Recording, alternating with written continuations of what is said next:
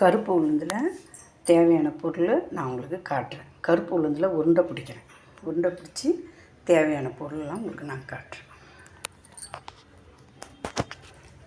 நெய்யில் என்ன பண்ணணும், கருப்பு உளுந்தையும் வறுத்து வச்சுக்கணும். பாதாம் பருப்பு இதில் கொஞ்சம் சுக்கு துண்டு ஒரு துண்டு போட்டுக்கணும். பாதாம் பருப்பு எல்லாம் போட்டு வறுத்து எடுத்து வச்சுக்கணும். தேங்காவை திருவி வச்சுக்கணும். இதில் தேவையான அளவு நெய் ஊற்றிக்கணும். நெய் கொஞ்சம் இதில் ஊற்றி இதை ஒரு வறுத்துடணும். வறுத்துட்டு இதில் தேனை ஊற்றி அப்படியே உருண்டை பிடிக்கணும். அந்த உருண்டை பிடிக்கும்போது நான் உங்களுக்கு காட்டுறேன். உருண்டை பிடிக்கும்போது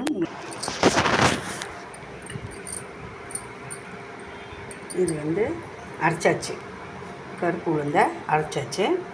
இதில் தேங்காவை நெய்யில் வறுத்து எடுத்து வச்சுக்கணும்.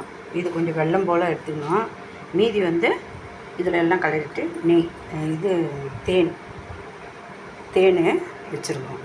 இதில் நெய் கொஞ்சம் ஊற்றிக்கணும். நெய் கொஞ்சம் ஊற்றி எல்லாத்தையும் ஒன்றா பெசரிக்கணும். நெய் பெசரிக்கின்னு இந்த தேனையும் கொஞ்சம் ஊற்றிக்கணும். இந்த தேனும் ஊற்றிக்கணும். தேனும் ஊற்றி இந்த வெல்லம் எல்லாம் போட்டு இந்த தேனையும் ஊற்றி நல்லா பெசரிட்டு